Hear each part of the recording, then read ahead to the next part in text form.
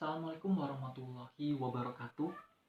Nama saya Nanda Fadlika Ramadan, mahasiswa Universitas Pendidikan Indonesia, Prodi Pendidikan IPS. Video ini akan membahas tentang model pembelajaran mind mapping dalam mata kuliah simulasi pembelajaran. Tapi sebelum itu, saya ingin menjelaskan apa sih model pembelajaran mind mapping tersebut. Model pembelajaran mind mapping ialah suatu model pembelajaran yang mempelajari konsep mengingat sesuatu dengan bantuan mind map atau peta pikir.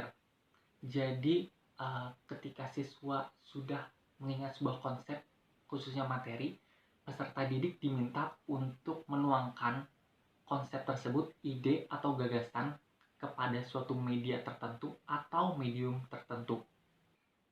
Setelah itu ada materi yang akan dibahas, yaitu materi kelas 7 semester 1 tentang ruang dan interaksi antar ruang. Juga ada media yang akan digunakan, yaitu PowerPoint, juga motion graphic di dalamnya, dan juga ada alat dan bahan yang digunakan, seperti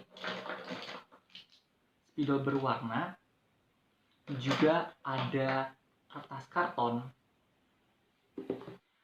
Lalu ada langkah-langkah pembelajaran, ada 3 langkah. Yang pertama pendahuluan, dan yang kedua ada kegiatan inti, dan yang ketiga ada penutup. Nah, di pendahuluan ini guru mencoba untuk menstimulus peserta didik untuk melihat sekitar. Misalnya, anak-anak, pernah gak kalian ini mengunjungi persawahan, perkebunan, atau perikanan yang ada di laut? Atau misalkan kalian pernah gak mengunjungi gunung, sawah, ataupun danau di sekitar kalian? Lalu peserta didik merespon stimulus yang diberikan oleh guru. Lalu ada pun kegiatan inti. Kegiatan inti ini ada 4 subtopik. Yang pertama, definisi ruang. Dan yang kedua, ada definisi interaksi antar ruang. Dan yang ketiga, ada bentuk-bentuk interaksi antar ruang.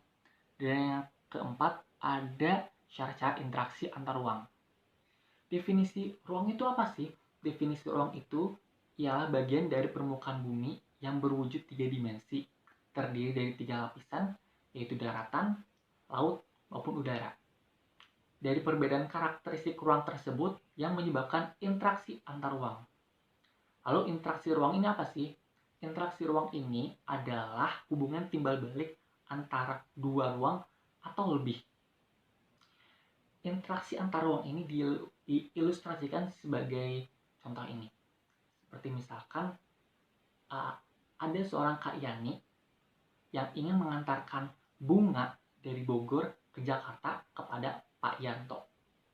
Sampai di sana, Kak Yani memberikan informasi bahwa ada wabah hama yang sedang dideritanya. Itu diilustrasikan sebagai itu. Nah, dari situ pun ada bentuk-bentuk interaksi antar ruang. Ada 3 bentuk. Yang pertama ada perpindahan penduduk, ada perpindahan barang, dan yang ketiga ada perpindahan informasi. Perpindahan penduduk itu diilustrasikan tadi. Ada Kak Yani yang dari Bogor berpindah ke Jakarta. Itu perpindahan penduduk. Ada juga perpindahan barang, yaitu bunga yang ingin dikirim dari Kak Yani dari Bogor ke Jakarta. Lalu ada perpindahan informasi dari Kak Yani kepada Pak Yanto bahwa ada wabah wereng, ada wabah hama yang dideritanya. Adapun syarat-syarat interaksi antar ruang ada 3. Yang pertama saling melengkapi, dan yang kedua ada kesempatan antara, dan yang ketiga ada kemudahan untuk dipindahkan. Saling melengkapi maksudnya itu kondisi saling melengkapi jika ada wilayah-wilayah yang berbeda komoditasnya. Dan ada kesempatan antara. Kesempatan antara ialah suatu lokasi yang menawarkan alternatif lebih baik.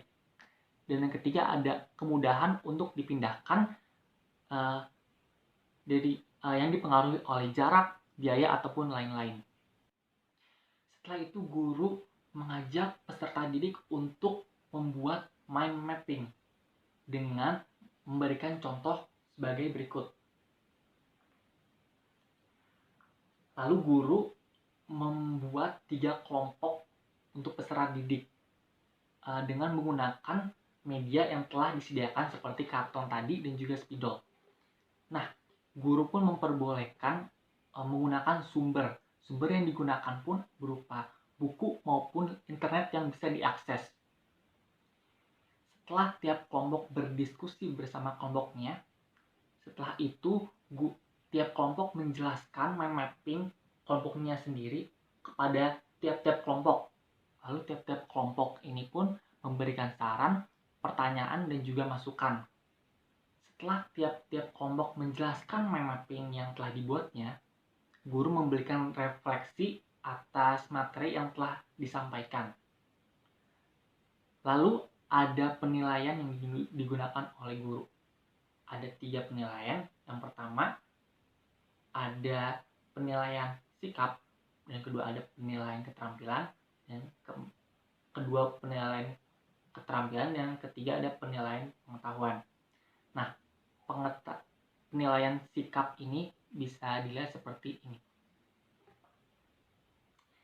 Adapun penilaian keterampilan bisa dilihat dengan format seperti ini.